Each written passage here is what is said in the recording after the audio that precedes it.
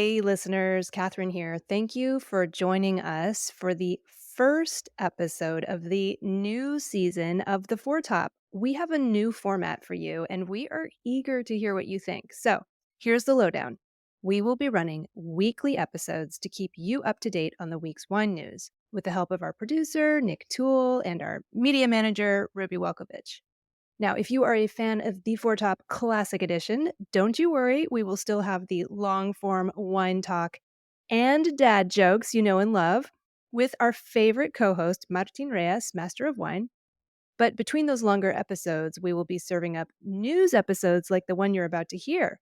So stay tuned, everyone. And after you've heard this, let us know what you thought. We love feedback. You can find us on Instagram at the Four Top. Just spell it out and you'll find us.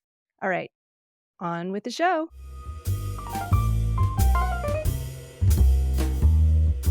Hey, so Catherine, I hate to do this like this, but I'm quitting the podcast.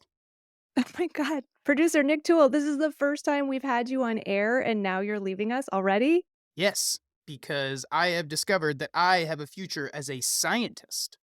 I was scrolling through the news today, as I do for this new iteration of the Four Top, and I discovered that a team of medical researchers in Germany have discovered that the sedating effects of alcohol and the psychoactive stimulant effects of caffeine obscure each other's impact on sleep quantity and sleep quality. I've been doing research like that for years, and I could have written a scientific paper, so I'm off to pursue my scientific dreams. Okay, so what you're saying, Nick, is that these researchers got a grant and put a hmm ton of time and effort into this longitudinal study just to hmm discover that people drink coffee in the morning to wake up, hmm and then they drink wine in the evening to relax. Yes, I'm surprised that they didn't reach out to me for my results, but they make it sound a lot better. They use phrases like the interdependent use in this cohort, blah, blah, blah, blah, blah, blah. Okay. So, Nick, while you're spouting out that scientific nonsense, I think I'm going to go pour a glass of wine and chill out. And then you and I are going to sit down and find four better stories for our listeners this week. And I'm sorry, this is your boss speaking in the most supportive manner possible, but you're really good at producing beverage podcasts. And I don't think you're that good at science. I have a political science degree, so I disagree. I'll get some espresso in me, and then some wine, and then some espresso, and then some wine, and then maybe beer, and we'll see how all those things interact, and we'll start producing a podcast.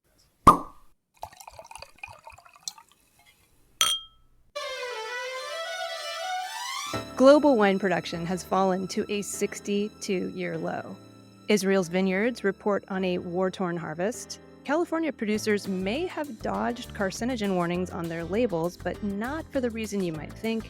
And Napa wineries claim that wine tasting is a human right? Ooh, okay. Well, this is The Four Top, and I'm your host, Catherine Cole, joined this week, as you heard, by producer Nick Toole, who we just saved from a career of science. But before we dig into the news this week, a word from our sponsor. Hey folks, this episode of The Four Top is coming to you courtesy of Live. That's Live. Insider tip, that stands for Low Input Viticulture and Enology. Live is the leading third-party certifier of sustainable wine growing in the U.S. Pacific Northwest, and you can see Live certification on fine wines from Oregon, Washington, and Idaho. Hey Nick, what's your favorite aspect about Live certification? Well, I'm a bit of an animal lover, so I'm kind of torn because they've got awesome long-term partnerships with Salmon Safe and a new partnership with Bee Friendly Farming. And then they've got their current initiative to plant 10,000 oak trees. And at this point, I consider trees animals as well, so it's kind of hard to choose. I mean, I love it all, right? I love all creatures great and small, and I love that Live certified wineries and vineyards are working, like you said, to protect fish, pollinator habitat, and our stunning Oregon white oaks. And hey, folks, we have one more sponsor break coming up, so we will be digging deeper into all that is wonderful about Live later in this episode. But now, back to the news. All right, Catherine, our top story this week comes from the International Organization of Vine and Wine. They are reporting that global wine production in 2023 was at its lowest level in 62 years. As Ido Vach writes for BBC Online, poor weather, frost, heavy rainfall, drought, Those all mixed together to create some poor growing conditions. Wow, lowest level in 62 years. That is surprising. Although I think many of us remember the torrential rainfalls we had in California this past year.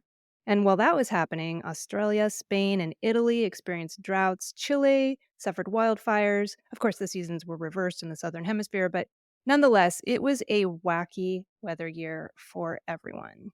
Yeah, it seems the only wine producing nation not affected by foul weather was France. But there, due in large part to plummeting demand, the federal government mandated vineyards to tear out vines and destroy roughly 80 million gallons of domestic wine. My goodness, I remember we were all talking about this on the Four Top team a couple weeks ago when this came up in the news. Southern French winemakers were so upset about this, about their government telling them to tear out vines and destroy 80 million gallons of domestic wine, that they stopped truckloads of Spanish wine coming in across the border and proceeded to destroy the wine on the spot with their hands, their feet, and even sledgehammers. I mean, the streets were literally running red with wine. Martine would be proud of that joke. Yeah, flood, famine, fires, smash bottles, sort of Book of Revelation stuff, end time stuff, but for the wine industry. No, no, it's not true. It's not happening. I know this was a tough weather year, but we will not give up. And by the way, we shall vanquish the demon White Claw and rise again. I know we can do it. But seriously, what I find interesting about this story is that every year in the wine industry, our farming gets more and more precise and scientific. And we seem to have solved all the problems that there are in viticulture. And yet every year, the planet throws a new curveball at us and the market throws a new curveball at us. And so we keep having to play catch up. And I guess it's just keeping us on our toes. Let's just hope for a better harvest season for 2023. And we will keep an eye on this story.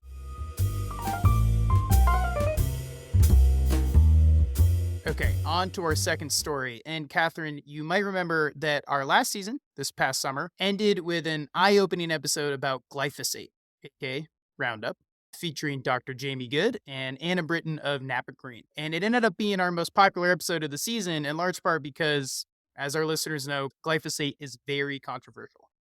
It's a cheap and effective herbicide used widely in wine production, but it can also negatively impact soil health, which we should all be worried about. And there are concerns about its effects on humans. Yeah, so California is leagues ahead of other states in the United States in terms of consumer protections. And residents of California see warnings on products that indicate cancer risks, and these warnings are required by California's Proposition 65. Essentially, this law requires the state to keep a list of all chemicals known to cause cancer or birth defects. And businesses actually have to let customers know if their products contain those chemicals. It's honestly kind of scary when you pick up a product in California and see that warning. Well, so up until 2018, Monsanto, the company that produces Roundup, was required to put a Prop 65 warning on containers of that infamous weed killer. Now, welcome to the stage, the courts. Dun dun. In, we'll keep that in. In 2018, a California court issued an injunction that barred California from requiring the cancer warning label. As Bob Ajelko of the San Francisco Chronicle notes, in order for the state to compel a company to apply that Proposition 65 warning, the warning has to be factual and non controversial. And glyphosate has never actually been found to create a cancer risk by the EPA or California's Office of Environmental Health Hazard Assessment. That's right, which is kind of a surprise. But listeners, you can go back and tune into episode 126 of the Four Top and hear none other than Dr. Jamie Good saying that he would drink Roundup because it has not been proven definitively to be harmful. Okay, tough guy. I wouldn't do it myself, but I'd be interested to see him do it maybe. Honestly, I don't want to see that. No. Only the WHO's International Agency for Research on Cancer has found it to be a probable cause of human cancer. Since only one institution claims a connection and others don't, the Ninth U.S. Circuit Court of Appeals concurred last week with the 2018 injunction that we mentioned earlier and found the label to be controversial and thus an infringement on Monsanto's First Amendment rights. Okay, but here's the twist. Judges up and down California have awarded millions of dollars to cancer victims and their families who have been exposed to Roundup. So clearly, some judges are convinced of the connection while others are not. And this argument is certainly not over because California's attorney general can ask for another hearing. So, what does this all mean for the wine industry? Nick, you and I and Ruby on the Four Top team, we've been watching label legislation and we have been seeing a movement to include more and more health information on wine labels. This is currently an issue being considered for legislation in Australia, for example.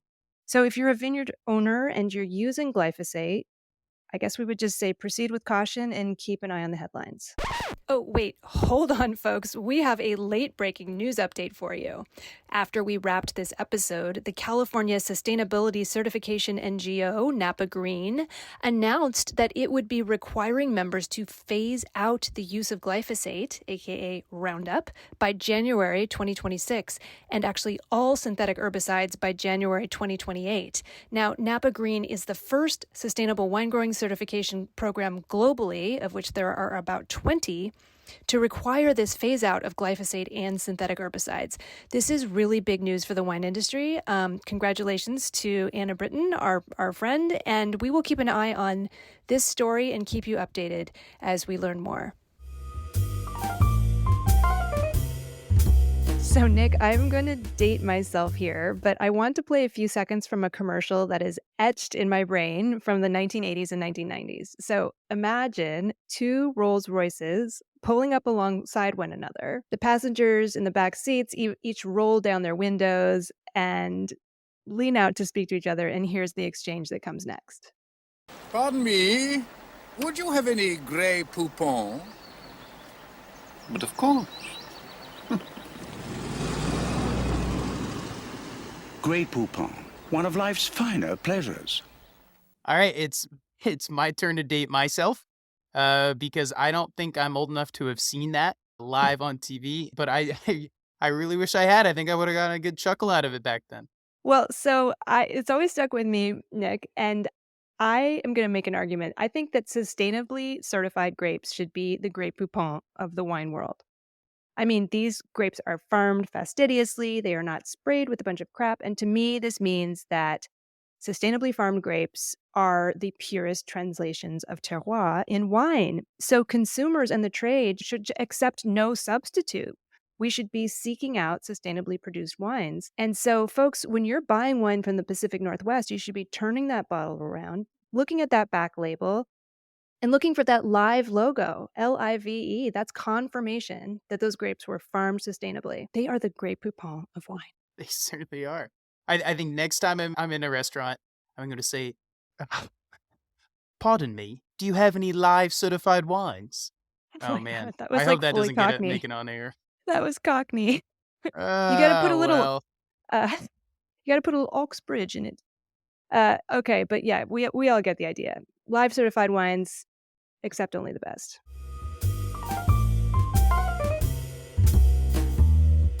all right, on to some more sobering news. No matter what your view is on the ongoing Israel Hamas war, I think we can all agree it's a tragedy for everyone in the region.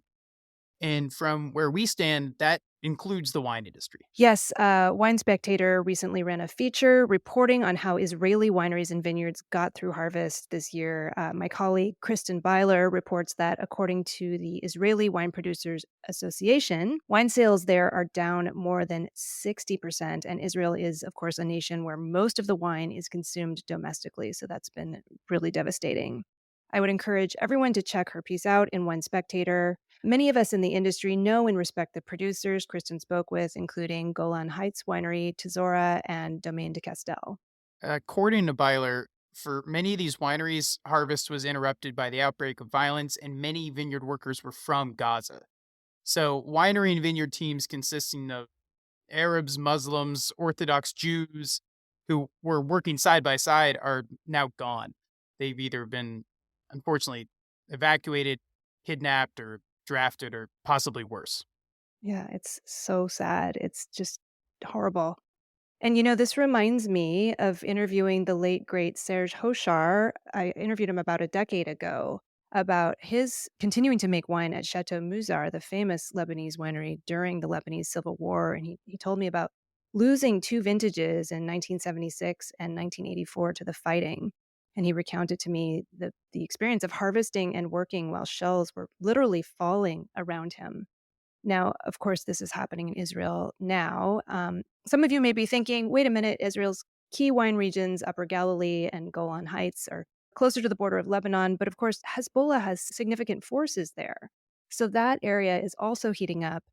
And the rising tensions on the Israel Lebanon border may soon affect the Lebanese wine industry as well. So it's just really just devastating, obviously, for everyone. And that includes the wine industry. So, folks, we will be keeping an eye on this story as it develops, and we would love to hear from you. Do you have friends, colleagues, or family working in the wine industry in the Middle East? Let us know what you're hearing from them, how they're coping, and just anything you're hearing from that part of the world. And we just wish everyone all the best as they deal with this awful situation.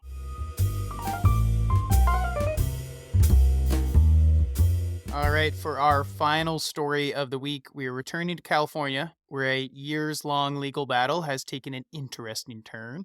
But first, some quick background. Are you passing this over to me? Is that what you're doing? That was my smooth transition. Take it away. Okay, okay. We will work on our smooth transitions. Anyway, in 1990, Napa County passed the Winery Definition Ordinance as a way to protect agriculture and curb commercial development so that Napa would remain the bucolic place it is. I mean, really? Napa Valley, bucolic? I mean, I guess it is, but anyway. So, this ordinance controls how many visitors wineries can host, the types of experiences and events they can offer, and it stipulates what sorts of changes a winery has to make to infrastructure if they want to bring in more guests, offer new experiences, and so on. Now, I hear about this issue a lot from my friends in California in the Napa Valley. It's kind of a headache that they can't have guests at their wineries in many cases. They can't have a hospitality experience. And it's also frustrating to them that many small wineries that were operating before 1990 were grandfathered in and have been permitted exemptions to operate more or less, how they were prior to this ordinance. This is where it gets sticky, though. In 2017, a lawyer by the name of Lindsay Hoops purchased the former Hopper Creek Winery, which she renamed to Hoops Winery, and continued to offer tastings on site because Hopper Creek had enjoyed a small winery exemption. They had opened prior to that 1990 winery definition ordinance. But then Napa County came for Lindsay Hoops. They tried to shut down her tastings. She countered, they countered, she countered. And last year, the county sued to stop her winery from offering public tastings or tours. There's a lot of back and forth in here, and I have to thank W. Blake Gray for documenting it all for Wine Searcher, or else I would have given it up trying to figure it all out. So thank you, W. Blake. Yes, Blake, another one of my beloved colleagues. Thank you, Blake. Yeah, so now finally the twist. Lindsay Hoops has teamed up with other small wineries to argue that the county's rules and their arbitrary enforcement of the rules are a violation of those wineries' civil rights. Nick, you're supposed to jump in here. I was leaving room to edit in a dun dun dun since you kind of got one of those earlier. Please don't do that. All right, I won't not do that. Okay, so Lindsay Hoops is arguing that by taking away what she calls substantial property rights without due process, the county is violating the Civil Rights Act. It's a pretty big accusation. And while I personally think, Napa County has probably done a poor job of handling its own rules and enforcement, this definitely still feels like a bit of a stretch. Yeah, I'm not sure that Hoops Vineyard doesn't have a case. I mean, as we know, wineries in the Napa Valley are pretty frustrated that they can't host even just a few visitors a day in many circumstances. I hear from a lot of winery owners that they're kind of quietly having to circumvent the rules just to have some, avid club members come visit and taste the wines. But I do think this is a major stretch to prove that this is a civil rights violation. I mean, we were just talking about the war in Israel and Gaza. Come on. If any civil rights are being violated in the wine industry, I think, Nick, you and I both know that it's probably those of the vineyard workers around the world. But anyway, It's an interesting one. It sounds a little lame, but I think I will actually be following this case because I'd like to see if they can successfully make their case. yeah. Well, it's time to wrap up, folks. But before we go, Nick, do you have a dessert course for us? I do. And a little bit of background when we were developing this iteration of the Four Top, we were like, maybe we won't do the dessert course. And we heard from a few of our listeners that they love the dessert course. So we're keeping it on. And I'm glad because I've been using Molly Boz's cookbook called Cook This Book. And it's fantastic. I would recommend it to anyone. She does a fantastic job of breaking down recipes so that they are easy to follow and the recipes are absolutely delicious. So I would recommend for my dessert course this week, Molly Boz's, that's B-A-Z, cookbook called Cook This Book. Ooh, I gotta get that because I must admit I'm a little cooking impaired because I know so many great cooks and I just opened the wine. So I think I need this. Thanks for that great dessert course. This has been the Four Top Podcast. I, Catherine Cole, am your executive producer. Nick Toole, our wonderful second voice today, is our producer. We are also assisted by sound supervisor Keelan King and, of course, our amazing media and design manager, Ruby Welkovich. Please visit our website, thefourtop.org. We just kind of redesigned it, so we'd love to hear what you think of it. If you have not already subscribed to The Four Top on iTunes or Spotify, please do so. And please leave us a rating. Every rating feeds the algorithm and helps new listeners find The Four Top. Well, signing off from the high-fiber, protein-packed city of Portland, Oregon. Stay safe out there, folks, and thanks for listening. And signing off from the original Portland, established long before Portland, Oregon. Stay safe out there. Oh, I just stole your line.